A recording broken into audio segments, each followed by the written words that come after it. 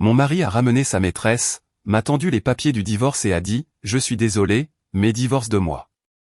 J'ai signé sans hésiter et dit « Soyez heureux ». Mais à ce moment, son avocat a vu les papiers et a commencé à trembler. « Je suis désolé, mais je veux le divorce.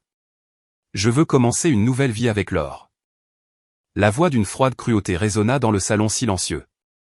Au centre de la table se trouvait un accord de divorce jeté négligemment, imprimé à l'encre verte. Il portait déjà la signature de mon mari. Le vent froid de la climatisation transportait une odeur de parfum écœurant et désagréable. Un arôme floral excessivement tape à accent graveleuil qui n'aurait pas dû exister dans ma maison. Le propriétaire de cette voix était Charles. Mon mari, avec qui j'étais marié depuis 18 ans. Assise tout près de lui se trouvait une jeune femme. C'était la directrice de la communication de l'entreprise de mon mari et aussi son amante, Laure. Elle jouait avec les pointes de ses beaux cheveux en me regardant par-dessus l'épaule, comme si elle était déjà la nouvelle maîtresse de cette maison. Sur ses lèvres se dessinait un sourire indubitable de supériorité et de victoire. Face à eux deux, un homme d'âge moyen en costume sombre était assis. C'était Robert, l'avocat que mon mari avait amené comme représentant. Il gardait ses mains sur un épais dossier de documents tout en me lançant un regard bureaucratique et d'une certaine manière compatissant. Tous étaient convaincus d'une seule chose, que la pauvre et soumise femme au foyer, sans travail ni pouvoir, qui ne vivait que grâce à son mari, s'effondrerait en pleurs face à l'annonce soudaine du divorce. « Je protégerai l'entreprise et la maison comme je l'ai fait jusqu'à présent », continua Charles, la voix pleine d'assurance. « J'ai préparé une compensation financière adéquate pour toi. Ce devrait être une somme plus que suffisante pour qu'une femme au foyer comme toi puisse vivre seule. Ne me parle pas de problème de pension compensatoire ni de partage des biens. Signe cet accord et pars en silence. » Recevant le regard de Charles, l'avocat Robert sortit un document de sa mallette. C'était un accord de divorce parfaitement rédigé. Il y détaillait des conditions minutieuses. Je renonçais à toute division du patrimoine. Je devais quitter le domicile immédiatement et n'aurais aucune participation à la gestion de l'entreprise. Madame Dubois. Ou plutôt, Madame Bernard, commença Robert avec le ton calme du professionnel compétent. Votre mari est un magnifique entrepreneur qui a bâti de toutes pièces une entreprise qui réalise aujourd'hui des dizaines de millions d'euros de chiffre d'affaires. Par contre, vous vous êtes consacré exclusivement au foyer pendant de nombreuses années. Même si vous vous battez légalement, il vous sera impossible de réclamer des droits sur l'entreprise ou la maison. Le mieux pour vous est l'option qui vous causera le moins de blessures et d'accepter la bonne volonté de votre mari et de vous contenter de ses conditions. Face aux mots de Robert, Laure laissa échapper un petit rire. C'est ça, Lucie. Charles n'a plus besoin d'une épouse aussi démodée que toi. Désormais, c'est moi qui le soutiendrai et resterai à ses côtés comme l'image de l'entreprise. Je te le demande, s'il te plaît. Retire-toi avec dignité. Laure entrelaça son bras avec celui de Charles et se blottit contre lui dans un geste mielleux. Charles, l'air satisfait, lui passa un bras autour des épaules. Les 18 années que nous avions passées ensemble étaient sur le point d'être jetées à l'instant même, comme si elles étaient vraiment inutiles. Charles se trompait complètement. Il croyait qu'en étant le directeur général de l'entreprise, il était le souverain absolu qui pouvait disposer librement de tous les biens. Il croyait que moi, son épouse, j'étais un simple ornement, une existence qu'il pouvait éliminer à sa guise. Il n'avait pas remarqué l'enveloppe marron que j'avais sur mes genoux, préparée spécialement pour ce jour. Ce que mon mari m'avait mis sous les yeux n'était qu'un papier de divorce, mais ce qu'ils étaient sur le point de perdre dans cette pièce n'était absolument pas une simple épouse. Je ne criai pas et ne perdis pas mes nerfs, je pris simplement une profonde inspiration et approchai l'accord de divorce que j'avais devant moi. En me voyant prendre le stylo en silence, Charles fronça les sourcils avec étonnement. Son épouse, qu'il croyait en larmes et suppliante, faisait glisser le stylo sur le papier avec trop de facilité. Il n'y avait aucun doute, seul le son de la pointe glissant sur le papier résonnait dans le salon silencieux. Lucie Dubois. Je n'utilisai pas mon nom de femme mariée, mais écrivis fermement mon nom tel qu'il figurerait dans mon nouvel état civil. Je sortis ma carte d'identité et signai d'un trait ferme et inébranlable. Je glissai le document déjà signé sous les yeux de Charles. Entendu. Ce fut le seul mot qui sortit de ma bouche. Charles et Laure restèrent stupéfaits un instant. Puis ils se regardèrent et leurs visages s'illuminèrent. Ils avaient évité des discussions ennuyeuses et des drames remplis de larmes. Ils étaient convaincus de leur victoire totale et cela se voyait douloureusement. Allez-y, soyez très heureux. Lorsque j'inclinai la tête en silence, Laure laissa échapper un petit rire qu'elle ne put retenir. Oh, oh, oh. Tu es étonnamment docile. Ça me rassure. Charles et moi étions inquiets, nous demandant ce que nous ferions si tu te mettais à pleurer et à supplier comme une vieille. Charles expira aussi profondément, soulagé, et croisa de nouveau les bras. Je suis content que tu comprennes. Moi non plus, je n'ai pas l'intention de nier complètement nos 18 ans passés ensemble. C'est juste que nous vivons déjà dans des mondes différents. Signe vite aussi l'accord de patrimoine. Cependant, je n'étendis pas la main vers l'accord de patrimoine. Je posai le stylo et, à la place, soulevai l'enveloppe marron que j'avais sur mes genoux. Je la glissai non pas vers mon mari, mais sous les yeux de Robert, l'avocat. Voici ma réponse concernant le patrimoine et l'entreprise. Face à mon ton glacial, Robert fronça légèrement les sourcils. Madame Dubois, il est préférable que vous abandonniez cette résistance inutile. Ne croyez pas qu'avec des connaissances d'amateurs recherchées sur Internet, vous puissiez nous affronter, nous les professionnels. Robert laissa échapper un soupir d'agacement et prit l'enveloppe avec une répugnance évidente. Il pensa sûrement qu'il y aurait à l'intérieur une lettre pleine de ressentiment ou un document d'exigence sans valeur légale rédigé par une débutante. On entendit le bruit du papier qui se déchire en ouvrant l'enveloppe. Robert sortit une épaisse liasse de documents et baissa les yeux vers la première feuille. Au même instant, ses doigts s'arrêtèrent net. Un son sec s'échappa de la bouche de l'avocat. Il cligna des yeux plusieurs fois et rapprocha son visage du papier comme s'il voyait quelque chose d'incroyable. Il passa à la première feuille, vérifia la deuxième et lut la troisième. À chaque mouvement, on remarquait que le sang disparaissait rapidement de son visage. Robert, qu'est-ce qui se passe? Déchire cette saleté une bonne fois pour toutes. Charles essaya de jeter un coup d'œil de côté avec une expression étrange. Cependant, Robert n'eut même pas le loisir de répondre aux paroles de mon mari. Ses mains, qui tenaient les documents, avaient commencé à trembler légèrement et clairement. Madame Dubois, qu'est-ce que cela signifie? Une sueur froide commença à perler sur le front de Robert. Il regarda Charles, le visage contracté, puis me fixa comme s'il voyait quelque chose d'incroyable. Seul lui avait compris. Il comprit que les documents que je lui avais remis n'étaient pas de simples morceaux de papier. Il comprit que l'homme qui chantait victoire devant lui était en réalité un roi nu qui ne possédait rien. Robert, y a-t-il un problème? Demanda mon mari, inconscient de tout avec irritation. La réponse de l'avocat à cette question était quelque chose qui détruirait à la base le brillant avenir qu'ils avaient imaginé. Je détournai le regard des doigts tremblants de Robert et baissai les yeux en silence. Le vent froid de la climatisation caressa mes joues. Dans mon esprit apparut le paysage d'il y a 18 ans. Charles et moi étions de simples collègues dans la même entreprise de développement de systèmes. Il était au département des ventes et moi à la planification et à la gestion des clients. Il était un génie des mots, capable de gagner la confiance de n'importe qui dès la première rencontre. Moi, le voyant de dos, je préparais des propositions dans l'ombre et écoutais les plaintes des clients. À l'époque, nous avions un rêve commun, créer un jour un système facile à utiliser pour toute petite et moyenne entreprise. Les nuits où nous manquions le dernier métro, partageant un café bon marché dans la pénombre de la salle de repos du bureau, Charles parlait avec passion. Ce regard direct et cette passion de croire en l'avenir. Je croyais du fond du cœur qu'avec lui je pourrais réaliser ce rêve. À cette époque, mon grand-père, qui m'avait choyé depuis que j'étais toute petite, décéda. Au milieu de la douleur, une somme d'argent importante de son héritage fut transférée sur mon compte. C'était l'époque où nous avions décidé de nous marier. Nous étions à un âge où nos amis utilisaient leurs économies pour des mariages luxueux, des apports pour de nouveaux appartements ou des voyages à l'étranger. Mais je n'ai pas utilisé cet argent pour mon luxe.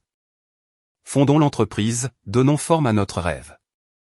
Lorsque je lui proposai cela, Charles me prit les mains et pleura de joie. Nous avons investi l'héritage de mon grand-père et toutes mes économies comme capital initial pour fonder l'entreprise. Notre premier bureau fut un vieux local loué dans un immeuble délabré d'un vieux quartier de la banlieue parisienne, à 15 minutes à pied de la station de métro. Il n'y avait pas d'ascenseur. Le papier peint était un peu décollé et en hiver, un vent glacial s'infiltrait par les fentes des fenêtres. Les seuls employés étaient Charles et moi, 2 petits bureaux et 2 chaises pliantes, et des ordinateurs d'occasion achetés avec le peu d'argent qu'il nous restait. C'était tout ce que nous avions. Lors de la fondation de la société anonyme, nous avons réparti les actions en fonction du capital apporté. Moi, qui avais mis presque tous les fonds, obtint 70% des actions émises. Charles garda 20% et les 10% restants furent détenus par les personnes qui nous avaient soutenus lors de la fondation. Les tâches quotidiennes étaient complètement divisées. Charles se consacrait exclusivement aux ventes, qui était son point fort, et passait ses journées de droite à gauche. Je restais au bureau, gérant tout le travail de fond, gestion, rédaction de contrats, ressources humaines, service client. Lorsque les liquidités venaient à manquer, c'était moi qui allais dans les banques de Paris, la tête baissée, et c'était moi qui mettais notre maison en garantie et signais comme caution solidaire des prêts. Mon propre salaire, bien sûr, était de 0.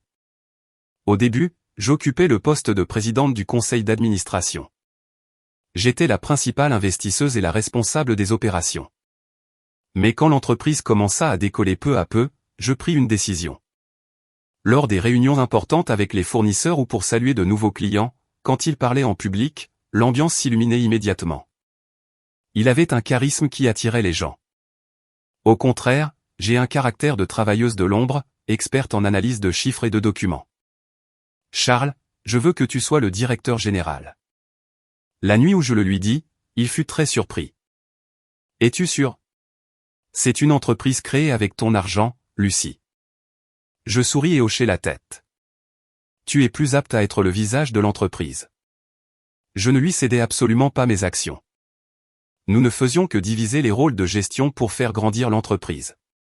Lui, en tant que directeur général, et moi, prenant du recul pour le soutenir, je croyais sans aucun doute que c'était la meilleure voie en tant que couple marié et partenaires commerciaux. Charles répondit à mes attentes et, grâce à son talent inné pour les ventes, décrocha de grands contrats les uns après les autres. L'entreprise grandit.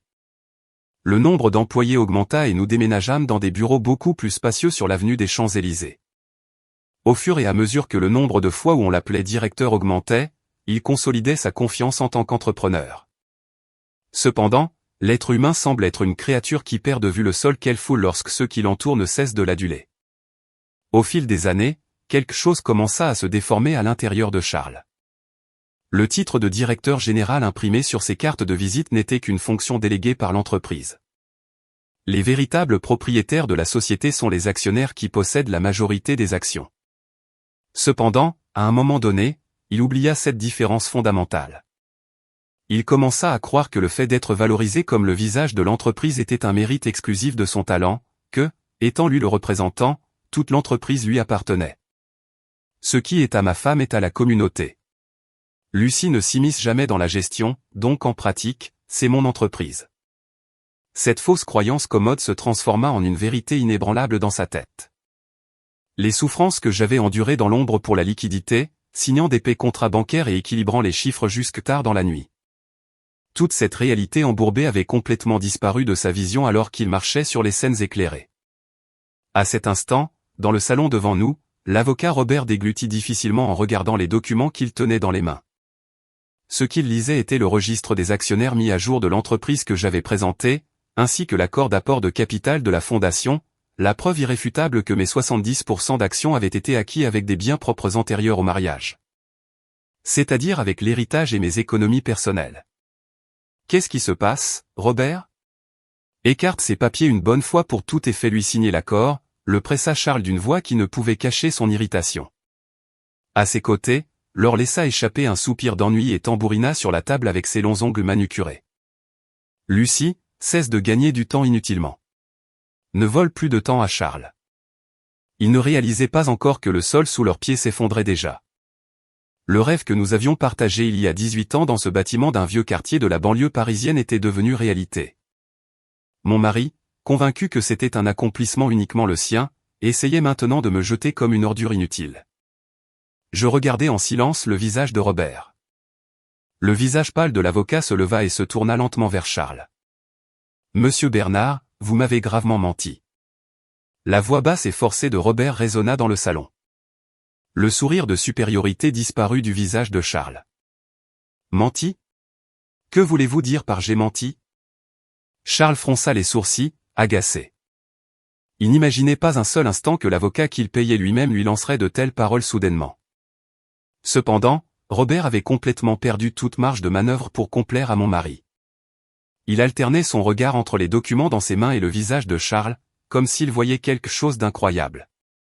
Vous m'avez dit que l'entreprise et la maison étaient votre patrimoine, que votre femme n'était qu'une femme au foyer sans emploi. Et c'est le cas. Non, j'ai gagné de l'argent en tant que directeur. J'ai acheté cette maison et je l'ai entretenue. Qu'y a-t-il d'étrange à cela? Laure acquiesça avec énergie aux paroles de Charles et me regarda avec dédain. C'est ça. Il est impossible qu'une femme aussi démodée que Lucie puisse diriger une entreprise. Si Charles ne te donne qu'à manger, ne sors pas de papier bizarre pour embêter l'avocat. Les mots de Laure reflétaient parfaitement ce que les jeunes employés de l'entreprise avaient pensé de moi ces dernières années. Il y a plusieurs années, j'ai cessé d'être membre exécutif du conseil. Ma mère est tombée gravement malade et a eu besoin de visites quotidiennes à l'hôpital et de soins constants. Pour protéger l'entreprise et ma famille, j'ai pris la décision de me retirer de la première ligne, mais je n'ai pas complètement coupé ma relation avec l'entreprise. Je gardais un ordinateur à la maison et, en tant que conseillère, je révisais les clôtures mensuelles, examinais les contrats avec les banques et gérais les risques des grands projets. Je n'ai jamais lâché le contrôle des fonds, la sève vitale de l'entreprise. Mais ce travail de l'ombre n'était pas visible pour les employés qui étaient en première ligne. Beaucoup des jeunes qui travaillaient dans le nouveau bâtiment du siège social ne savaient pas que j'étais l'une des fondatrices. Pour eux, je n'étais que la discrète épouse du directeur qui montrait le bout de son nez lors des événements de l'entreprise 2 ou 3 fois par an. Laure était l'une d'entre elles. De sa perspective de directrice de communication glamour qui gérait les médias et posait aux côtés de Charles, je devais lui paraître peu plus qu'une assistante domestique. Lucie n'a rien à voir avec la gestion. C'est pourquoi je garderai tout le patrimoine et je lui verserai une indemnisation. Cela devrait suffire à conclure l'affaire, n'est-ce pas? Charles continua de parler, toujours irrité. Avant, il avait l'habitude de dire dans les interviews et les discours que c'était une entreprise fondée par lui et son épouse. Cependant, à mesure que l'entreprise grandissait et attirait l'attention du secteur, ses paroles changèrent. J'ai bâti cette entreprise à partir de rien, seul, de mes propres mains. Quand je lui reprochais cela, il rit et me dit, personne n'est intéressé par les gens qui ne se montrent pas. C'est mon talent qui a fait grandir l'entreprise. Je n'ai pas répliqué à l'époque. L'image du leader est directement liée au crédit de l'entreprise. Si le fait qu'il agisse comme un directeur confiant profitait à l'entreprise et aux employés, mon nom m'était égal. J'y ai cru et j'ai choisi le silence, mais je réalisais maintenant que ce silence avait nourri son arrogance et lui avait donné l'immunité de m'insulter. Monsieur Bernard. La voix de Robert était très rauque. Il souleva d'une main tremblante l'un des documents que je lui avais remis. Le registre des actionnaires mis à jour. Selon ce registre, c'est votre épouse qui possède 70% des droits de vote de l'entreprise. Vous n'en avez que 20%. Un son stupide s'échappa de la bouche de Charles. De quoi parlez-vous? Les 70%? Bien sûr, nominalement, oui. Mais cela appartient à l'entreprise que nous avons créée ensemble après nous être mariés. Comme nous sommes mariés, en pratique, ce sont aussi mes actions. Je suis le directeur général. À l'instant où Charles éleva la voix, Robert secoua la tête avec une expression de désespoir. Vous vous trompez. Être directeur général et être le propriétaire de l'entreprise sont deux choses complètement différentes. Les paroles lourdes de l'avocat transformèrent l'ambiance du salon. De plus, selon les cris de l'avocat de votre épouse, Maître Ferdinand, ces 70% des actions ont été acquises au moment de la fondation avec les biens propres de Madame Dubois, c'est-à-dire avec l'héritage de sa famille et ses économies personnelles. Lors des augmentations de capital ultérieures, des fonds personnels de votre épouse ont également été utilisés. Si cela est vrai. Robert déglutit difficilement. Il est très probable que cela soit considéré comme un bien propre exclu de la communauté de biens et du partage des biens. En résumé, si le divorce que votre épouse vient de signer est accepté, elle deviendra l'actionnaire majoritaire absolu et vous passerez pour un simple dirigeant embauché par la personne qui détient la majorité des voix. Je vis le sang disparaître d'un coup du visage de Laure. Elle avait l'intention d'épouser le directeur qui avait en main le contrôle total de l'entreprise. Un instant. Qu'est-ce que cela signifie, Charles? Tu m'as dit que tu étais le propriétaire de l'entreprise. Laure secoua violemment le bras de Charles. Calme-toi, Laure. Ce ne sont que des formalités légales. J'ai le mérite d'avoir gagné de l'argent en tant que directeur. Il est impossible qu'elle puisse bouger l'entreprise. Charles tenta de se ressaisir désespérément, mais sa voix tremblait. J'observais en silence leur échange pathétique. Charles croyait que s'il me renvoyait du cadre d'épouse, il pourrait aussi m'éliminer complètement de l'entreprise. Mais il commettait une erreur fatale. Je n'avais pas soutenu l'entreprise en étant son épouse. Je l'avais fait parce que j'étais une personne avec les droits et responsabilités absolus d'être la fondatrice, l'actionnaire principal et la caution solidaire des prêts. Madame Dubois. Je regardais Robert, qui m'avait appelé par mon nom de jeune fille, surprise qu'il ait levé les yeux. Mon rôle d'acquiescer en silence, caché derrière mon mari, était terminé. La seule chose à laquelle j'ai consenti est de mettre fin à ma relation matrimoniale avec lui. Quant aux actions de l'entreprise et à la liquidation de cette maison acquise avec mes biens propres, cela sera traité strictement selon la loi et les contrats par l'intermédiaire de mon représentant. Maître Ferdinand. Devant ma voix sereine mais ferme, le visage de Charles se teinta d'un rouge foncé de colère. Ne me faites pas chier. Vous essayez de me menacer? Il se leva et frappa violemment la table. Cependant, plus il criait, plus il prouvait qu'il n'avait absolument rien et le document le plus terrifiant que j'avais préparé restait entre les mains de Robert. Ne me fais pas chier. Tu essaies de me menacer? Le cri de Charles fit vibrer les vitres du salon, criant fort pour intimider l'autre personne face à une réalité qui ne se déroulait pas comme il le voulait.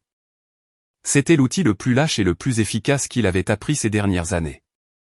Chaque fois que j'entendais cette voix, je ressentais toujours une asphyxie, comme si j'étais acculé dans une pièce sombre. Depuis que l'entreprise avait dépassé les plusieurs centaines d'employés et que nous avions déménagé dans le bâtiment moderne de l'avenue des Champs-Élysées, l'attitude de Charles avait changé de manière subtile, mais définitive.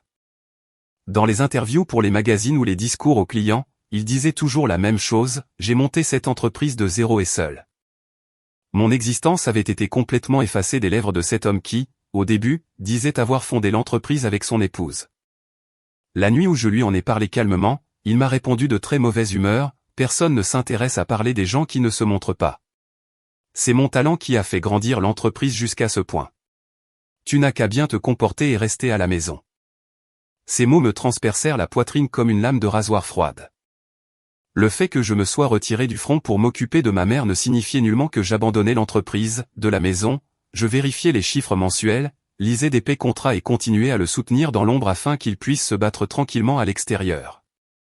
Mais pour lui, mes efforts invisibles étaient déjà comme s'ils n'existaient pas. Et celle qui s'installa comme sa nouvelle compagne aux côtés de cet entrepreneur arrogant fut Laure. En tant que directrice de communication, elle organisait les événements d'anniversaire, l'accompagnait lors de ses interviews avec les médias et lui préparait même les voyages d'affaires. Les rares fois où j'allais au bureau, Laure se plaçait toujours très près de Charles, se comportant comme si elle était l'épouse du directeur. Quand je la saluais, elle détournait simplement le regard, ennuyée. Charles avait mis cela dans la tête de Laure, ma femme ne s'intéresse ni à l'entreprise ni à la famille. Les actions sont à son nom uniquement parce que nous sommes mariés. En pratique, cette entreprise est entièrement à moi. J'ai été progressivement dépouillé de ma place dans l'entreprise, relégué à une existence sans valeur qui ne vivait que grâce au directeur.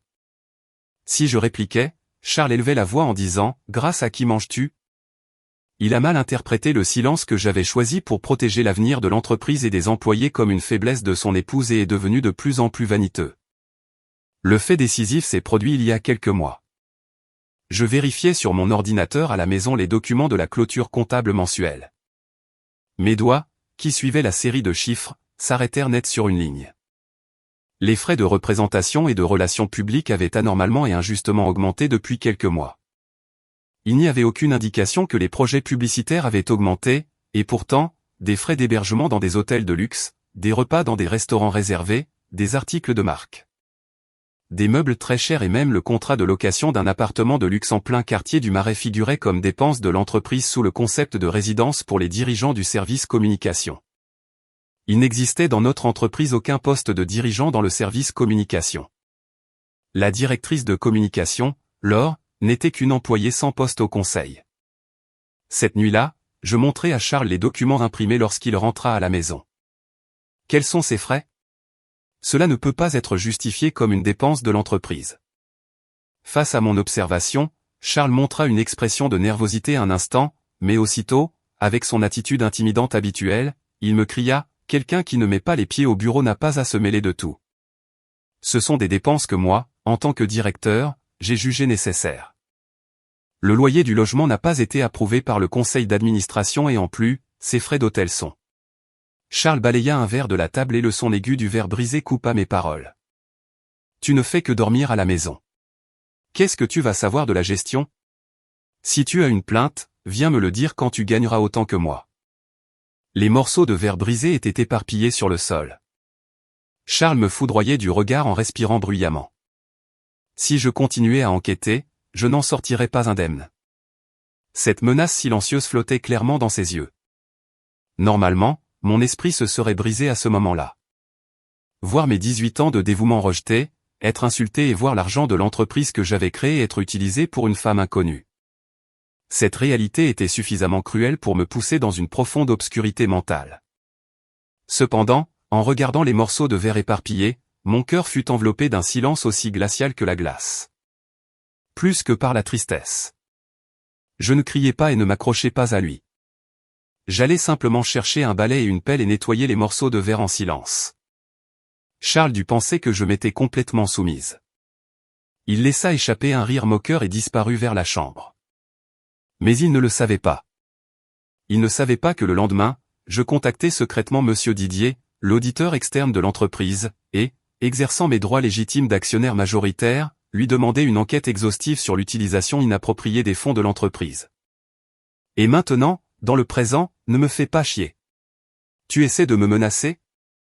La voix de Charles, qui criait devant moi, le visage rouge, était aussi violente et intimidante que celle de cette nuit-là, mais pour moi, maintenant, sa voix ne me faisait pas la moindre peur, car plus il aboyait, plus le nœud se resserrait autour de son propre cou, sans qu'il ne s'en rende compte.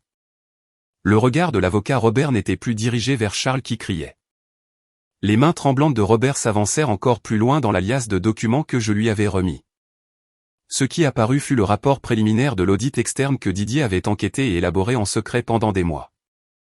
La respiration de Robert se coupa net. Il y figurait une liste de preuves détaillée jusqu'au dernier centime, et de manière implacable, de la façon dont Charles avait privatisé les fonds de l'entreprise, les détournant pour payer l'hébergement de l'or, les voyages et même les hôtels pour leurs rencontres secrètes. Chaque fois que les doigts de Robert tournaient une page du rapport préliminaire, on entendait un bruit sec. Seul ce son résonnait dans le salon qui était devenu étrangement silencieux. « Monsieur Bernard, vous m'avez expliqué que votre relation extra-conjugale a commencé après que vous ayez décidé de divorcer, n'est-ce pas ?» demanda Robert à voix basse et sans lever la tête. « Ah, oui. Ma relation avec Lucie était déjà rompue depuis longtemps. J'ai commencé à sortir avec Laure après cela. » Charles maintenait toujours son attitude provocante, mais en voyant l'une des feuilles que Robert déploya sur la table, la couleur du visage de Charles changea. C'étaient des registres d'hébergement dans un hôtel de luxe payé avec les frais de l'entreprise. La date était d'il y a plus d'1 an, bien avant que Charles ne commence à me dire que notre relation matrimoniale était rompue. Comment expliquez-vous cette date? De plus, le nom de la personne qui vous accompagnait ici est Laure Leroy, la directrice de communication de votre entreprise, n'est-ce pas? Le regard aigu de Robert se posa sur Laure assise à côté de Charles. Laure tressaillit et s'accrocha au bras de Charles. Qu'est-ce qu'il y a? J'ai seulement accompagné le directeur lors d'un voyage d'affaires. C'est quelque chose de normal en tant que travail de relations publiques, tenta de se défendre Laure désespérément, mais l'expression de Robert restait froide comme la glace. Alors, comment expliquez-vous cette dépense? Le contrat de l'appartement de luxe dans le quartier du Marais, où habite Mademoiselle Leroy, est au nom de l'entreprise sous le concept de logement pour dirigeants de communication, mais Mademoiselle Leroy n'est pas membre du conseil. De plus, tous les meubles chers et les appareils électroménagers de cet appartement ont été facturés comme dépenses de l'entreprise. Robert déployait les documents probants sur la table les uns après les autres, frais d'hôtel, articles de luxe, repas au restaurant. Selon le rapport d'audit externe, tout cela constituait un détournement de fonds de l'entreprise. Charles regardait les documents éparpillés sur la table comme s'il voyait quelque chose d'impossible. Les mensonges qu'il était sûr de ne jamais voir découverts étaient maintenant complètement exposés à la lumière du jour. Non, ce sont des frais de représentation légitimes en tant que directeur. Le responsable maximum de l'entreprise a cette autorité. Charles éleva la voix désespérément, mais dans cette voix il ne restait plus l'intimidation d'avant, seule l'anxiété et la peur s'y mêlaient. Autorité sur les frais de représentation, Monsieur Bernard, vous êtes le directeur général de l'entreprise. Pas un monarque absolu, lui lâcha Robert avec une cruelle réalité. Détournement de fonds de l'entreprise.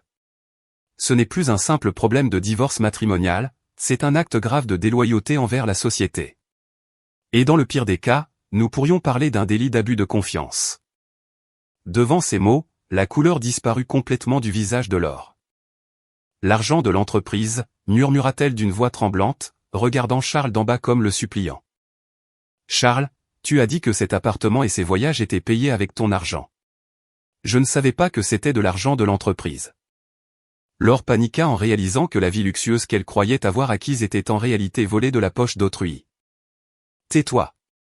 Tais-toi un instant, lui cria Charles. Une vilaine fissure commença à s'ouvrir entre les deux qui, il y a un instant, célébraient leur victoire. J'observais cette scène en silence.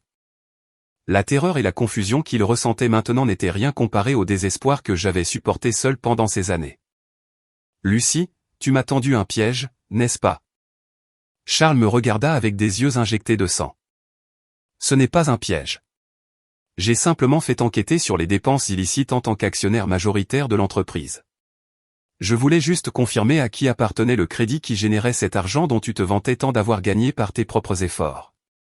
Face à mes paroles sereines, Charles ne put rien répondre. Et à l'intérieur de l'enveloppe que j'avais préparée, il restait encore la dernière feuille pour les acculer complètement. C'était l'invitation au lieu qu'il redoutait le plus. Les mains de Robert sortirent le dernier papier qui restait au fond de l'enveloppe. Un papier blanc et de bonne qualité, un peu épais. C'était l'un des documents ayant le plus de poids pour une entreprise. La convocation à une assemblée générale extraordinaire des actionnaires. Le son du souffle coupé de Robert résonna dans la pièce. L'ordre du jour indiquait « Enquête sur l'exécution des fonctions du directeur général et proposition de destitution du poste de membre du conseil d'administration ». En voyant cela, Charles se leva et arracha violemment le papier des mains de Robert. « Qu'est-ce que cela signifie ? Qui a l'autorité de convoquer cela de son propre chef ?» cria-t-il, le visage rouge de fureur, mais en voyant le nom scellé en bas du papier, ses mouvements se paralysèrent complètement. Y étaient écrites les mots « Actionnaire majoritaire Lucie Dubois », avec ma signature légalement contraignante. Ne me fais pas chier. Je suis le directeur de cette entreprise. Cette saleté de papier, je l'annulerai tout de suite avec mon autorité. Charles fit le geste de froisser le papier et de le jeter, mais Robert l'arrêta d'une voix froide. C'est impossible, Monsieur Bernard. Dans cette voix, il ne restait plus aucune trace de l'adulation envers son client qu'il avait quelques minutes auparavant. L'organe de décision suprême d'une société anonyme n'est pas le directeur, mais l'assemblée des actionnaires. Et Madame Dubois est l'autorité absolue qui possède 70% des actions émises.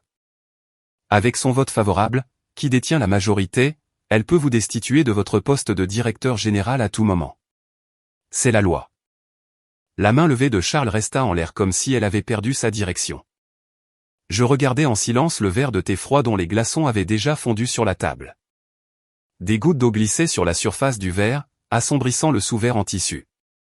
Charles m'avait toujours rabaissé comme une femme au foyer inutile qui ne faisait rien, moi qui étais le fondement invisible sur lequel il se tenait pour être sous les feux de la rampe à l'extérieur.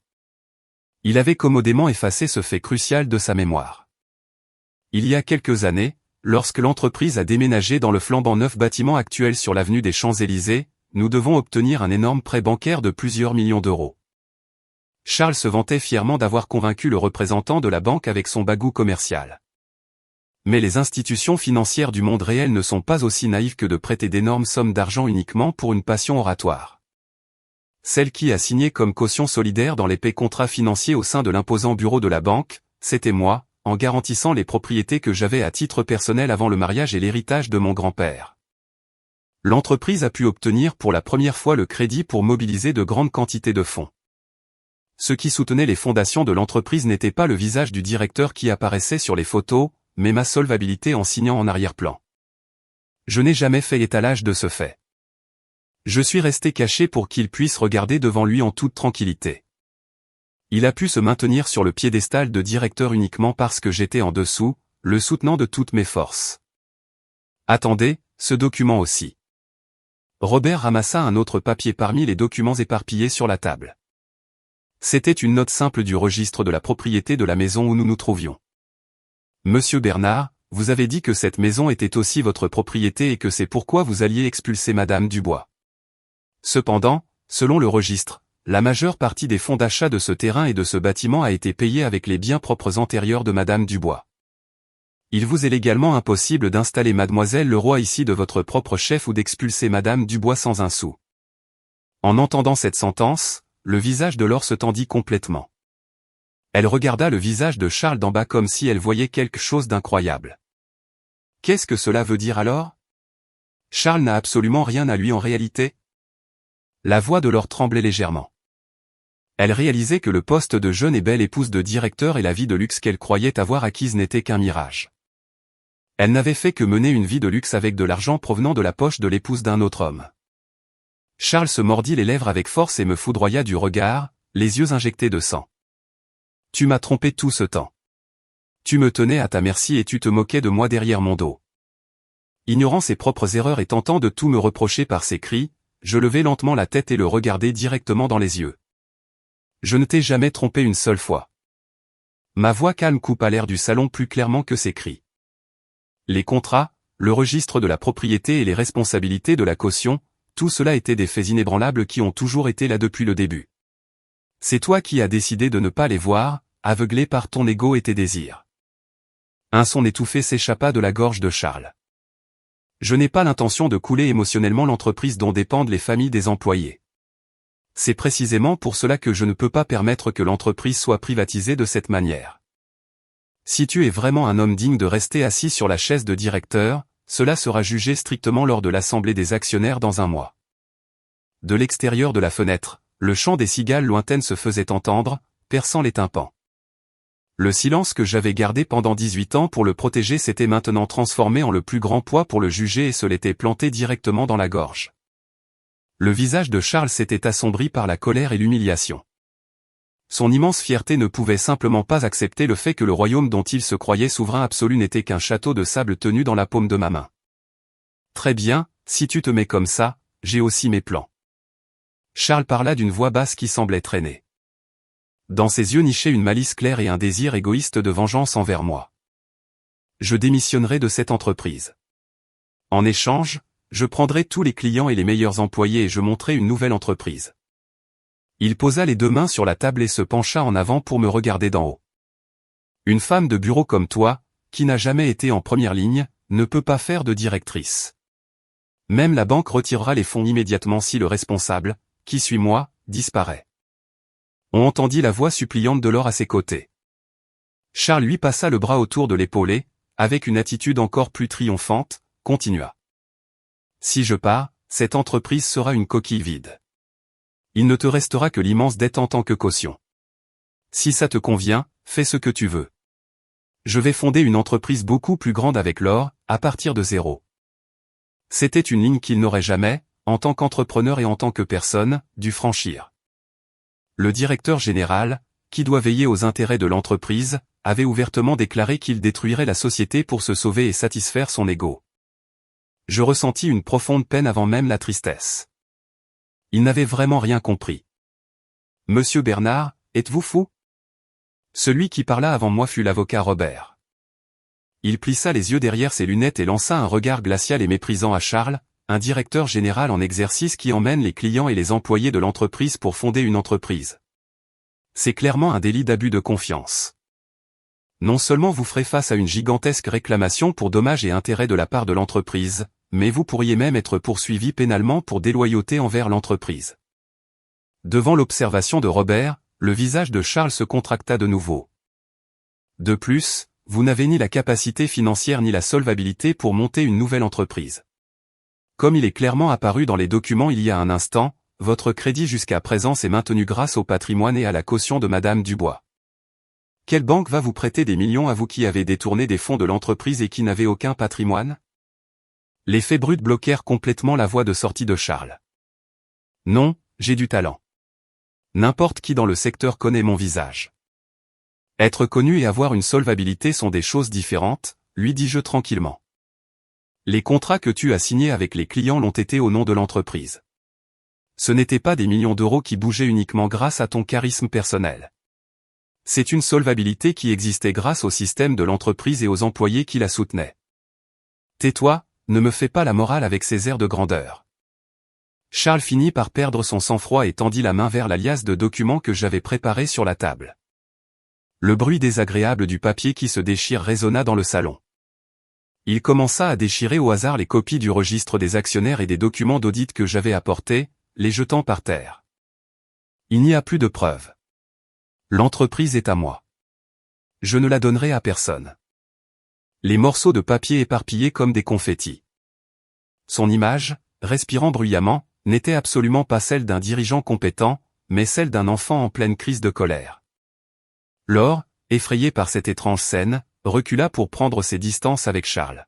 « Madame Dubois, je vais appeler la police avant que cela ne dégénère en violence physique. » Robert tenta de sortir son téléphone portable, mais je hochai la tête en silence et l'arrêtai. « Ne vous inquiétez pas, tout ce qu'il vient de casser sont des copies. Les originaux sont conservés en toute sécurité dans le coffre-fort de mon avocat, Maître Ferdinand. » En entendant mes paroles froides, les mouvements de Charles s'arrêtèrent complètement. Il alterna son regard entre les papiers déchirés sur le sol et mon visage, ouvrant et fermant la bouche.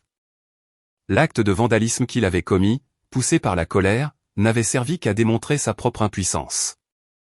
Les innombrables morceaux de papier éparpillés sur le sol n'étaient rien d'autre que les restes de son minuscule orgueil.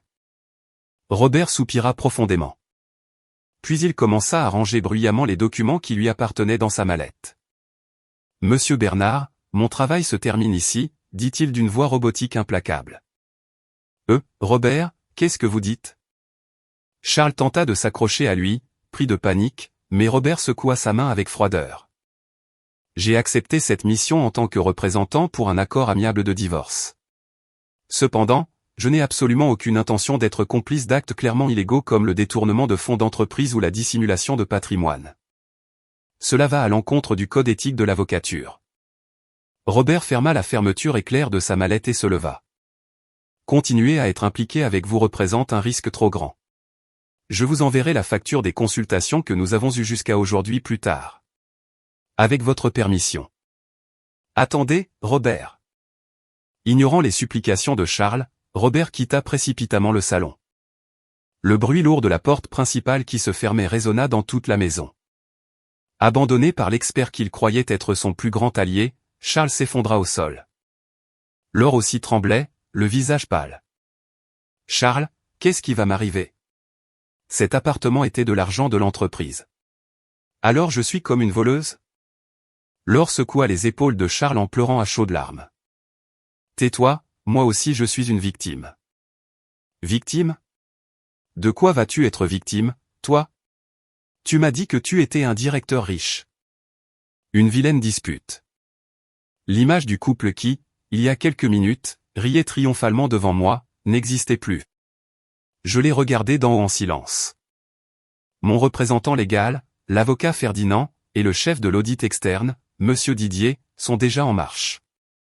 Face à mes paroles, les deux tressaillirent et me regardèrent.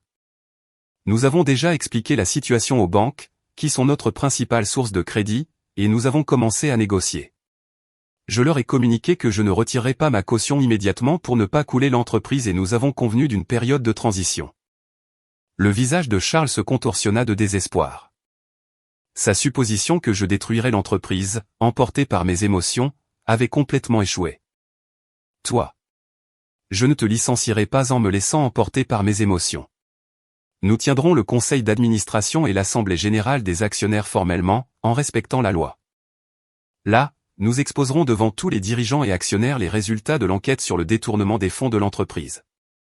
C'était la déclaration de la condamnation sociale qu'il redoutait le plus.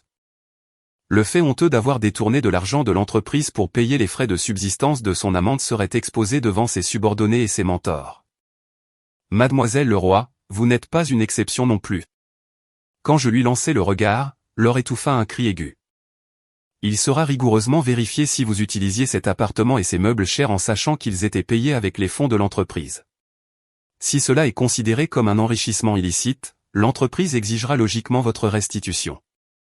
Je ne peux pas payer des centaines de milliers d'euros. Laure se couvrit le visage de ses mains et éclata en sanglots sur le sol. Elle avait été arrachée à son doux rêve d'épouse de directeur et faisait maintenant face à la réalité d'une dette gigantesque. S'il vous plaît, retirez-vous pour aujourd'hui. Je montrai l'accord de divorce qui était resté sur la table. Je me chargerai de déposer ce document à l'état civil. Commencez dès aujourd'hui cette nouvelle vie que vous désiriez tant. Charles et Laure n'avaient même plus l'énergie de répondre. Ils se levèrent en traînant les pieds et se dirigèrent vers la porte à pas lourds. Laure avait le maquillage qui coulait à cause des larmes et Charles, le dos voûté, semblait avoir vieilli d'un coup. La porte se referma et le silence revint dans le salon. J'expirai profondément et commençai à ramasser les papiers déchirés éparpillés sur le sol. Ce n'était pas encore fini. La véritable bataille pour en finir complètement avec leurs mensonges et ramener l'entreprise à son état normal venait de commencer. Cet après-midi-là, expulsés de la maison, Charles et Laure montèrent dans un taxi en silence complet. À l'intérieur de la voiture, l'ambiance dut être extrêmement pesante, mélange de ce parfum doucereux et de la sueur froide du désespoir. Le lendemain matin, Charles se présenta au bureau comme si rien ne s'était passé. Il se disait sûrement, comme je suis le directeur, je n'ai qu'à agir avec fierté. Les employés ne savent rien, donc si je maintiens ma dignité, je peux transformer les paroles de Lucie en mensonges. Cependant, en ouvrant la lourde porte du bureau de direction, ses pas s'arrêtèrent sur son bureau, habituellement impeccablement rangé. Il y avait plusieurs épais dossiers empilés qui ne lui étaient pas familiers. On frappa à la porte. Celui qui entra était le chef de l'audit externe, Didier. Didier est généralement un homme affable, mais ce jour-là, son expression était froide comme la glace. « Bonjour, monsieur le directeur. Excusez-moi de la hâte. Mais j'aimerais confirmer quelques points concernant les frais de représentation de l'année dernière, dit Didier de manière aseptique en ouvrant son classeur. Une sueur froide coula le long du dos de Charles. Qu'est-ce qui se passe? Tout d'un coup, j'ai une réunion importante avec un client. Remettez cela à plus tard. Charles tenta de le chasser avec son attitude hautaine, mais Didier ne céda pas d'un millimètre. Vous n'avez aucune réunion programmée. Mais plus important encore, voici cette facture. Ce que Didier lui montra était une copie de la facture de l'hôtel de luxe où il avait séjourné avec Laure. Elle est au nom de l'entreprise. Mais la nature de la dépense a été traitée à blanc. Ce jour-là, la directrice de communication vous accompagnait également, mais aucun rapport d'activité professionnelle n'a été présenté. De plus, concernant cet historique d'achat de meubles de luxe, il figure comme mobilier du bureau de direction, mais il n'y a rien de tel ici. Cela se trouve dans un entrepôt. Pour une utilisation ultérieure, la voix de Charles sonna forcée. Didier nota tranquillement ce mensonge désespéré. Je vois. Alors, plus tard, j'inspecterai cet entrepôt. Au fait, à partir d'aujourd'hui, l'approbation des dépenses du directeur nécessitera un double contrôle du dirigeant financier. Que dites-vous? Vous essayez de me retirer mon autorité? C'est une demande formelle de l'actionnaire majoritaire, une mesure d'urgence pour protéger le patrimoine de l'entreprise. Face aux paroles de Didier, Charles resta sans voix. Au sein de l'entreprise qu'il considérait comme son château, son pouvoir était déjà lié par des fils invisibles. Au même moment, au service communication où Laure aurait dû travailler, son smartphone commença à sonner avec insistance. C'était l'agence immobilière qui gérait l'appartement de luxe où elle vivait. Vous êtes mademoiselle Leroy? Voyez-vous, nous avons reçu une notification de résiliation de contrat à la fin de ce mois de la part de l'entreprise locataire. Laure sentit son sang se glacer. Résiliation? Attendez un moment. On ne m'a rien dit de cela. Non, nous avons reçu un document officiel de l'avocat représentant de l'entreprise. Ils allèguent que le contrat est résilié parce qu'il n'existe pas de poste de dirigeant réel à votre fonction. Par conséquent, nous vous demandons de quitter le logement avant la fin du mois. Laure raccrocha avant qu'il ne dise quoi que ce soit d'autre et courut vers le bureau de direction. Elle était sûre que si elle se plaignait au directeur, il arrangerait tout. Elle ouvrit brusquement la porte du bureau de direction. Cependant, ce qu'elle y vit était la figure d'un homme impuissant, pâle devant Didier et incapable d'articuler un mot. Charles, qu'est-ce que cela signifie? On me chasse de l'appartement, cria Laure en s'approchant en courant, mais Charles ne la regarda même pas en face. Tais-toi. Tais-toi un instant. Je n'ai pas le temps pour ça. Comment ça, tu n'as pas le temps? Je me retrouve sans logement. La vilaine discussion des deux filtrait du bureau ouvert vers le couloir. Les employés qui passaient par là s'arrêtaient pour observer de loin. Cette façade que Charles avait désespérément cachée s'était maintenant fissurée au point que n'importe qui pouvait la voir. Le moment où la statue qu'il avait érigée en tant que directeur s'effondrerait complètement était imminent. Les cris et les pleurs qui résonnèrent depuis le bureau de direction se répandirent comme une traînée de poudre dans toute l'entreprise. Jusqu'alors, Charles avait été un leader absolu et un symbole de succès pour les employés. Tous faisaient confiance à sa parole et personne ne doutait que s'il le suivait, l'entreprise grandirait davantage. Cependant, ce vernis de dignité s'était maintenant écaillé, laissant apparaître une pâle ombre. Quelques jours plus tard, tous les dirigeants furent convoqués d'urgence dans la salle principale des conseils de l'entreprise. Charles était assis à la présidence de la table. Il avait un aspect terrible et de très grosses cernes sous les yeux. Devant lui, Didier, l'auditeur externe, et Ferdinand, mon avocat représentant, étaient assis en silence. Ferdinand distribua un document officiel à tous les présents. C'est une convocation à une assemblée générale extraordinaire des actionnaires. À la demande formelle de l'actionnaire principal, Madame Lucie Dubois, elle se tiendra dans 3 semaines. L'ordre du jour sera le rapport sur les graves soupçons concernant la gestion des fonctions de l'actuel directeur général, Monsieur Bernard, et la proposition de sa destitution. La voix calme de Ferdinand résonna dans la salle de réunion silencieuse. Les dirigeants alternaient des regards anxieux entre les papiers et le visage de Charles. Un moment. C'est une erreur. Charles donna un coup de pied à sa chaise et se leva d'un bond. C'est vrai que j'ai peut-être été un peu laxiste avec certaines dépenses de représentation, mais c'est moi qui ai fait grandir cette entreprise jusqu'ici. Que adviendra-t-il des clients si je disparais? Que adviendra-t-il des employés? Il commença à argumenter désespérément à quel point il était indispensable pour l'entreprise. Jusqu'à présent, lorsqu'il parlait avec cette confiance, tout le monde lui donnait raison et obéissait à ses paroles. Cependant, Didier ouvrit son dossier et annonça les faits bruts. Les fonds de l'entreprise que le directeur a détournés pour son usage personnel s'élèvent, rien que pour ce que nous avons pu vérifier, à un demi-million d'euros. Le loyer de l'appartement de luxe de la directrice de communication, Mademoiselle Leroy. Des meubles très chers, des voyages privés. Tout cela sont des actes déloyaux qui nuisent gravement au patrimoine de l'entreprise. La salle de réunion se remplit de murmures.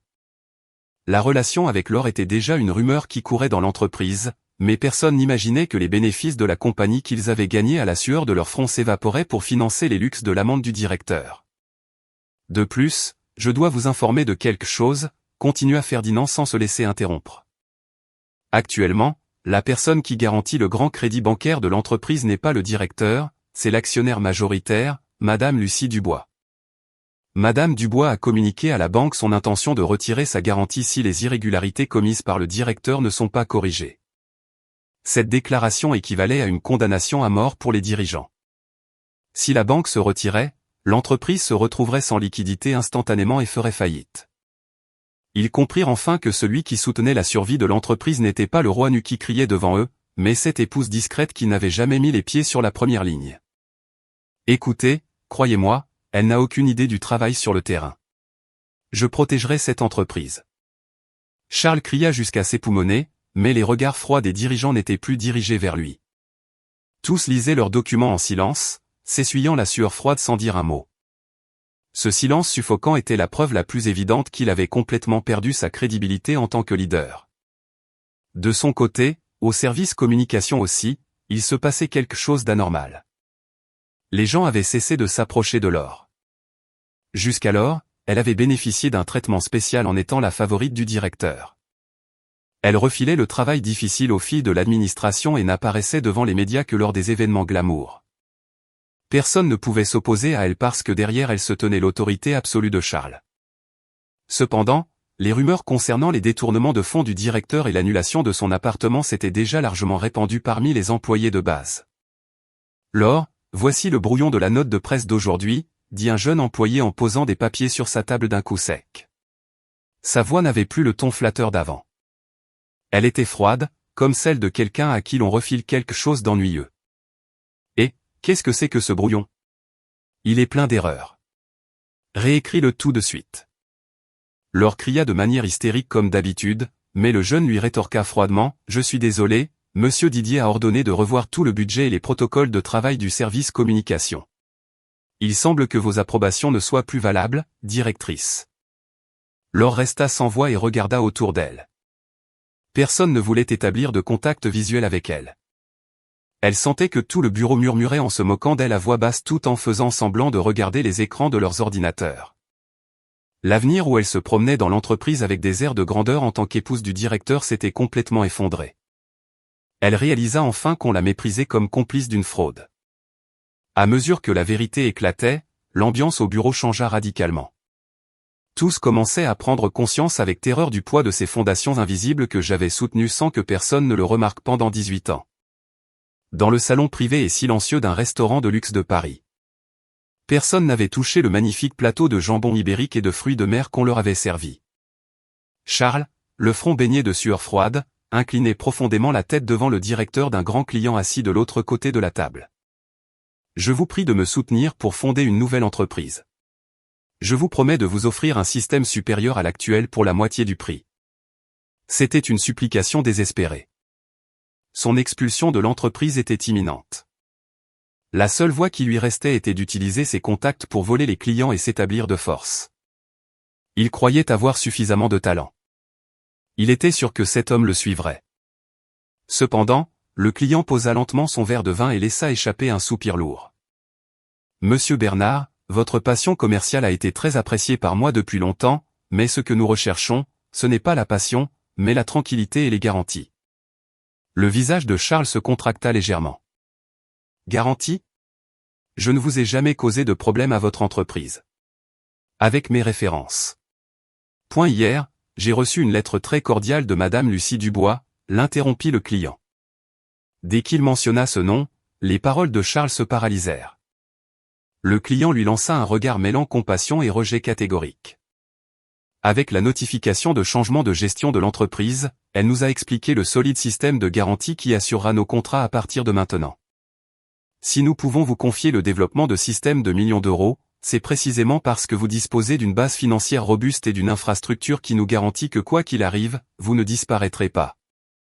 Je ne peux pas approuver un projet de plusieurs millions en me basant uniquement sur le visage ou la passion personnelle d'un dirigeant. Retirez-vous, s'il vous plaît. Une voix sereine l'invitant à partir. Charles ne put rien dire. Ce qu'il croyait avoir gagné grâce à son propre talent était soutenu par l'épais mur de solvabilité et de crédit que Lucie avait construit dans l'ombre. Sans cette base, ses poses de grandeur ne valaient absolument rien dans le monde impitoyable des affaires. Le crépuscule tomba sur le quartier moderne du Marais. L'intérieur de l'appartement semblait avoir été cambriolé.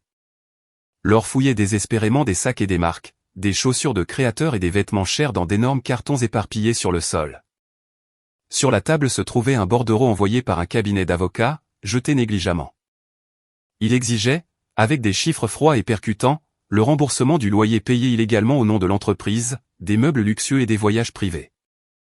La somme s'élevait à un montant astronomique qu'une employée de bureau ordinaire comme elle ne pourrait jamais payer de toute sa vie. La porte d'entrée s'ouvrit lourdement et Charles entra en traînant les pieds. Il avait la cravate dénouée et le visage émacié. Il ne restait aucune trace de son aspect arrogant habituel. En le voyant, Laure donna un coup de pied à une boîte et courut vers lui. « Charles, tu es en retard. Où étais-tu » Sa voix aiguë et hystérique se brisa. « Ceci est arrivé de l'entreprise. Il m'est impossible de payer tous ces milliers d'euros.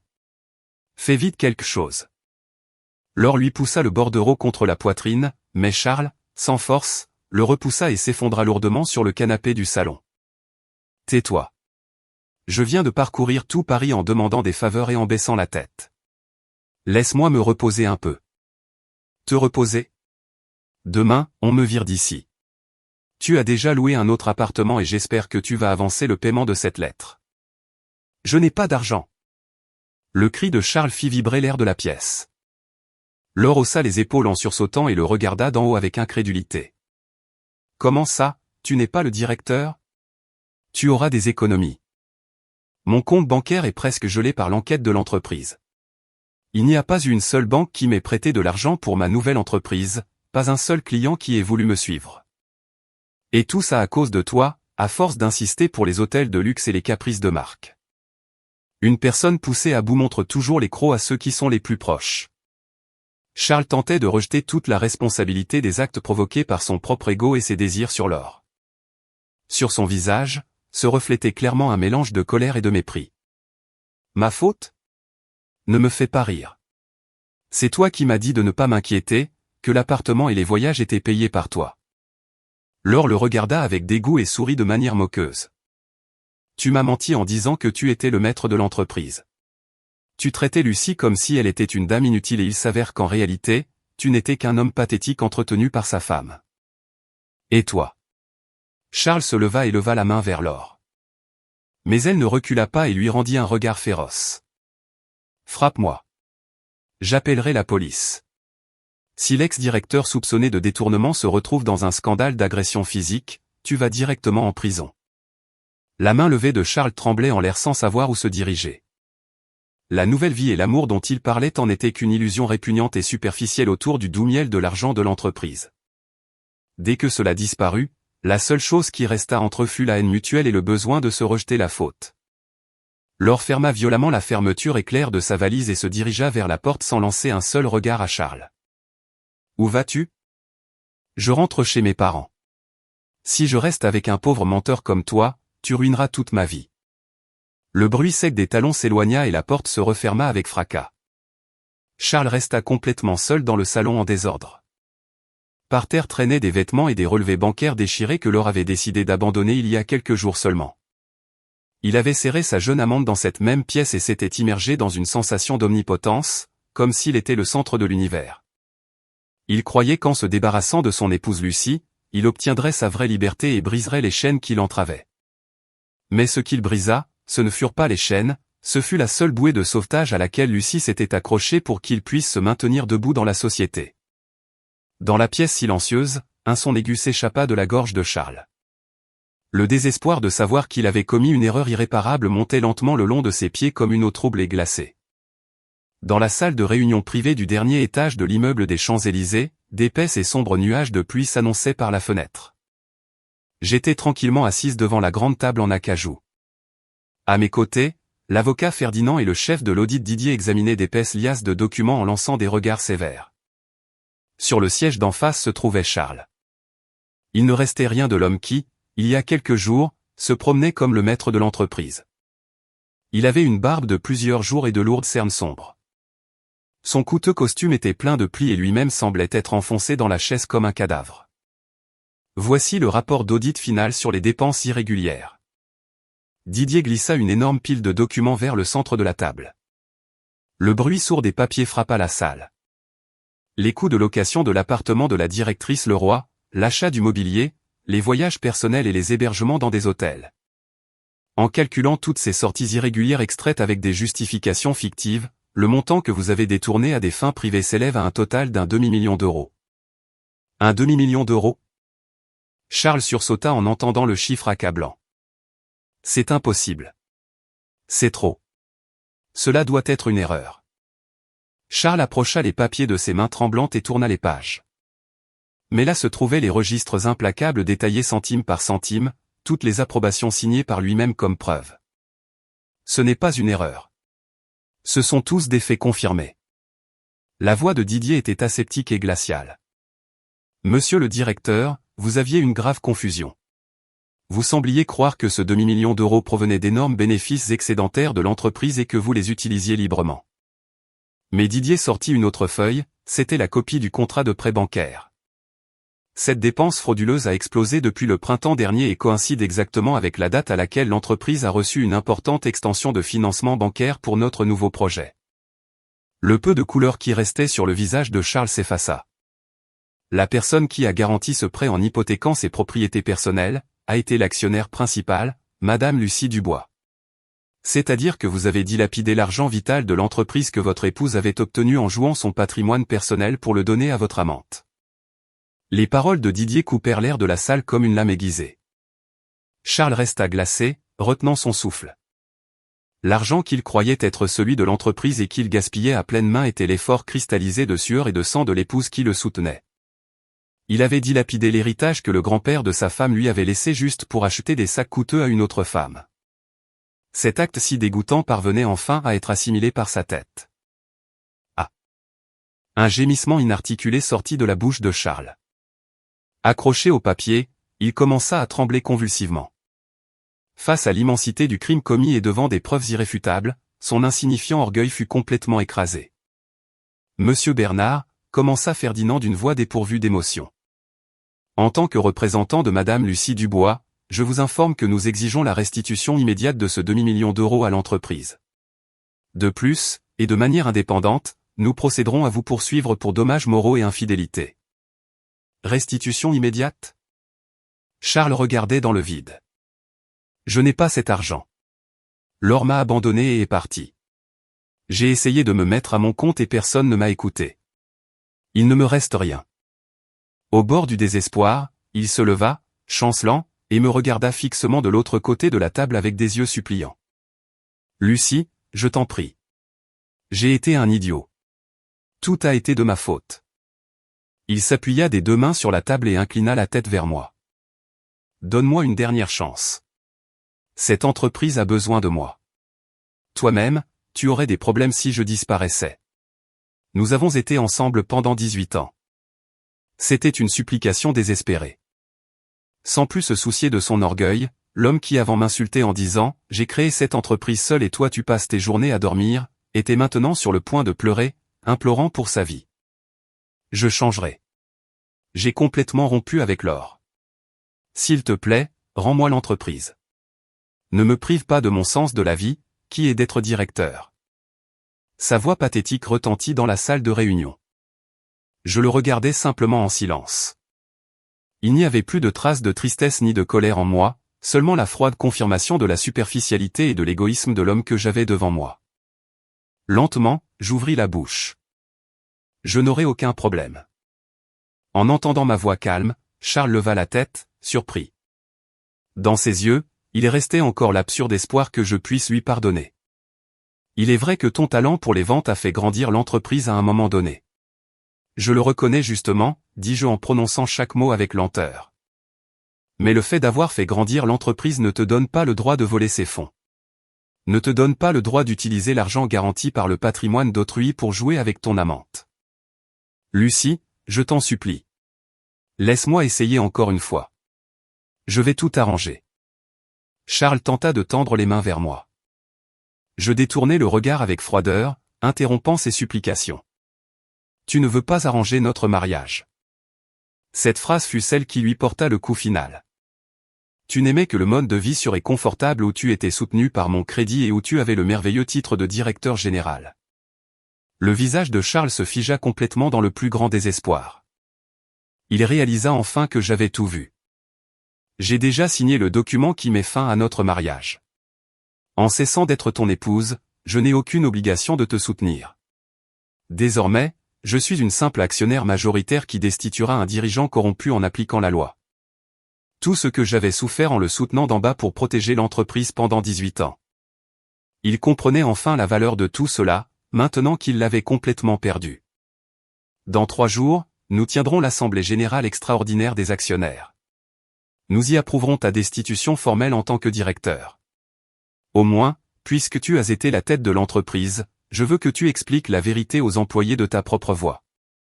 Je finis de dire cela et me levai de ma chaise. Tandis que je me dirigeais vers la porte, j'entendis les lamentations de Charles effondrées, mais je ne me retournai pas. 3 jours plus tard, dans la plus grande salle de réunion du bâtiment des Champs-Élysées, une grande tension régnait à l'Assemblée générale des actionnaires.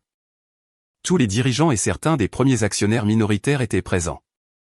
Normalement, Charles serait en tête, présidant la salle avec son arrogance, parlant de l'avenir brillant de l'entreprise. Cependant, aujourd'hui, on l'avait assis sur une petite chaise pliante, tout au fond. Son visage était creusé et grisâtre. Il ne restait aucune trace de son ancien charisme. À la présidence, sur le siège d'honneur préparé pour l'occasion, entrèrent Ferdinand, Didier et moi. Le regard de toutes les personnes présentes se concentra sur moi. Beaucoup de ces dirigeants me voyaient pour la première fois. Pour eux, j'étais toujours cette femme ennuyeuse, désintéressée de l'entreprise et simplement entretenue par le directeur. C'était l'image que Charles leur avait construite. Mais aujourd'hui, devant eux se tenait la personne qui détenait 70% de la compagnie, la véritable leader des lieux. En m'asseyant, Didier se leva pour faire le rapport d'audit après les salutations protocolaires. Nous regrettons de devoir vous informer de cette gravité. La voix de Didier résonna solennelle dans la salle. Nous avons détecté de graves détournements de fonds de la part du directeur, Monsieur Charles Bernard. Le loyer de l'appartement, les meubles et les voyages pour la directrice de communication, Laure Leroy, s'élèvent, selon nos vérifications, à un demi-million d'euros. Le silence fut absolu, mais assourdissant. Tous ouvrirent les yeux et alternèrent leurs regards entre l'épais rapport qu'on leur avait remis et Charles, affaissé au fond de la table. Mais il y a quelque chose d'encore plus grave. Celui qui garantit le grand financement bancaire n'est pas le directeur, c'est notre actionnaire majoritaire, Madame Lucie Dubois, avec ses propres biens immobiliers. Le directeur a dilapidé cet argent d'exploitation pour des luxes personnels. Un dirigeant se leva, le visage rouge de fureur. Monsieur le directeur, est-ce vrai? Le silence fut rompu par les cris d'indignation. Ce sont les marges et les bénéfices que nous avons gagnés sur le terrain en nous tuant au travail avec le système informatique. Le directeur nous disait toujours de couper les budgets et il dépensait des millions pour son amante. C'étaient des cris de déception profonde de ceux qui lui avaient été fidèles tout ce temps. Charles se leva, pâle. Ce n'est pas ça. C'étaient des frais de représentation. Nous avions besoin de donner une image. Un mensonge si maladroit qu'il ne pouvait convaincre aucun professionnel des affaires ayant des années de carrière. Quel bénéfice apportent des meubles chers dans un appartement privé? S'il vous plaît, Monsieur Bernard, mettez fin à votre lamentable spectacle, dis-je tranquillement. La salle redevint totalement silencieuse. Tous me regardèrent. Je parlais d'une voix ferme et droite à Charles. Ce n'est pas une dispute conjugale. C'est un audit strict pour séparer le patrimoine de la compagnie du privé et protéger nos employés. Tu as toujours dit que tu avais construit cela seul. Mais une entreprise ne repose pas sur une seule personne, elle repose sur les employés en première ligne et sur ceux qui prennent le risque en arrière-plan. Tu as trahi tous ces efforts pour tes pathétiques désirs personnels. Charles tenta d'ouvrir la bouche, mais devant la dureté de mon regard, il la referma. En tant qu'actionnaire principal et en tant que garante, je ne tolérerai plus ces actions. Nous allons voter le point « Destitution de Monsieur Charles Bernard de son poste de directeur général ». La sentence tomba sans appel dans la salle. Charles haussa les épaules en sursautant et regarda avec un air suppliant les autres dirigeants, comme s'il espérait que quelqu'un se souvienne de ses triomphes passés. Mais personne ne croisa son regard. Son charisme, en fait, pour moi-même, avait disparu à l'instant où l'argent avait disparu. Ceux qui votent pour, veuillez lever la main. Devant la voix de Didier, ma main se leva en premier. Avec mes 70%, la décision était unanime de par elle-même. Selon la loi, mais à mes côtés et dans toute la salle, les mains de tous les dirigeants et anciens actionnaires se levèrent dans un silence absolu. Sauf Charles, tous avaient la main levée. C'était le plus grand désaveu possible. Approuvé à la majorité absolue. Monsieur Charles Bernard est destitué de toutes ses fonctions aujourd'hui même, déclara Didier. Charles s'effondra de nouveau sur sa chaise en se couvrant le visage. Je le regardai une dernière fois, sentant intérieurement que je lui disais adieu pour toujours. Le rêve que nous avions partagé il y a 18 ans dans le petit appartement d'un vieux quartier de la banlieue parisienne était vrai, mais à partir du moment où il s'est aveuglé, a oublié les fondations et m'a trahi, nos deux chemins s'étaient irrémédiablement séparés. Prendre le contrôle de l'entreprise pour sauvegarder son avenir, c'était la dernière et la plus grande chose que je pouvais faire pour lui et pour les employés. Le jour où Charles quitta l'entreprise, il emporta une petite boîte en carton avec ses effets personnels et sortit par la porte de derrière. Personne ne le salua. Le dirigeant arrogant en costume qui arrivait en voiture officielle n'existait plus. Quelques jours plus tard, l'avocat Ferdinand déposa les plaintes pour dommages et infidélité contre Charles et Laure. Je ne voulais pas être vengeresse. J'ai demandé le montant légal juste, mais le véritable enfer pour eux ne fut pas cette plainte, ce fut celle du remboursement intégral à l'entreprise d'1 demi-million d'euros. Laure fut également notifié en tant que complice. Et il devrait se présenter devant les tribunaux pour plaider l'ignorance. Un après-midi, un message de la réception de l'entreprise me parvint. Laure Leroy était là et exigeait de me parler personnellement. Je me rendis à la salle de visite. Laure était hagarde. Il n'y avait aucune trace de maquillage, les cheveux emmêlés et les vêtements froissés. « Lucie, pourquoi m'as-tu cédé à Charles lors du divorce sans problème ?» cria-t-elle d'une voix hystérique. « Et maintenant tu lui retires l'entreprise et tu lui imposes cette dette énorme. » Pauvre Charles. Je ne ressentis ni pitié ni colère. Elle ne comprenait toujours rien. « Mademoiselle Leroy, j'ai seulement mis fin à ma relation matrimoniale, lui répondis-je sans élever la voix. Une entreprise n'est pas la propriété d'une personne. Votre volonté d'épouser Charles et de détourner de l'argent d'une compagnie sont des choses totalement différentes. Laure ne semblait pas comprendre, mais il disait que tout était à lui, que j'allais être la femme du président. Ce que tu aimais chez lui, c'était l'image illusoire de directeur et mon argent qui payait tes caprices, lui dis-je, implacable. Cette froide vérité fit tomber Laure à genoux, se couvrant le visage et pleurant. Le rêve brillant d'être une femme riche disparut, ne lui laissant comme seul héritage que d'être la complice d'une fraude économique. Je lui rappelai que tout se déroulerait conformément à la loi et quittai la salle. Le même après-midi, je reçus un appel d'un téléphone public inconnu. C'était Charles. « Lucie, s'il te plaît, ne raccroche pas, supplia-t-il d'une voix rauque et mourante. Il était évident qu'il avait épuisé tous ses contacts et que personne ne l'avait aidé. Si je n'étais pas là, cette entreprise n'aurait pas grandi. Il n'y a pas lieu de me détruire la vie pour avoir un peu dépassé les frais d'entreprise. J'ai besoin de toi. » Je regardai par la fenêtre le magnifique coucher de soleil de Paris. « Monsieur Bernard, répondis-je. Charles se tut. Vous avez brisé et piétiné votre propre matelas. Je valorise ce que vous avez donné à l'entreprise et je vous calculerai une bonne indemnité de départ. Mais ceci est à part. Vous n'avez besoin de moi que parce que je vous protégeais dans l'ombre pour que vous puissiez mener une vie douce. » Je le priai de ne parler à l'avenir qu'à travers mes avocats et raccrochai. Puis je bloquai le téléphone. Les mensonges et l'orgueil des deux les avaient détruits. Je ne leur avais rien retiré qu'ils ne m'avaient pas volé auparavant. 6 mois plus tard, l'entreprise a un nouveau directeur général embauché de l'extérieur. J'ai décidé de séparer la propriété de la gestion et de ne pas m'asseoir dans le fauteuil de directrice. Nous avons instauré, avec l'aide de Didier, des systèmes de contrôle et d'audit rigoureux. Plus jamais une telle chose ne se produira. Nous n'avons pas révélé aux employés le cirque du divorce. Nous avons seulement expliqué les résolutions de manière transparente. Ils ont poussé un soupir de soulagement sous le nouveau climat de transparence totale. En tant qu'actionnaire majoritaire de l'entreprise, je supervise la croissance. Ma vie privée a enfin changé. J'ai retrouvé mon nom de jeune fille du bois et j'ai déménagé dans un petit appartement confortable à Paris. Loin du grand manoir du mari, je ressens la paix agréable de mes matinées là-bas. Jamais plus je n'effacerai mon nom pour le succès de personne. Je fais mes premiers pas pour vivre par moi-même. Un matin, je sortis sur le balcon et respirai l'air frais. Ce futur paisible est né de cette matinée d'été fatidique. Le mari s'était assis à côté de son amante et avait jeté un accord de divorce. Je suis désolé, mais je veux le divorce. J'ai signé sereinement en disant qu'il soit heureux. Il pensait qu'il se débarrassait de moi et son amante croyait devenir riche. Mais seul mon avocat a vu la réalité. Ni l'entreprise, ni l'argent, ni les luxes n'appartenaient à Charles. Il ne commandait pas.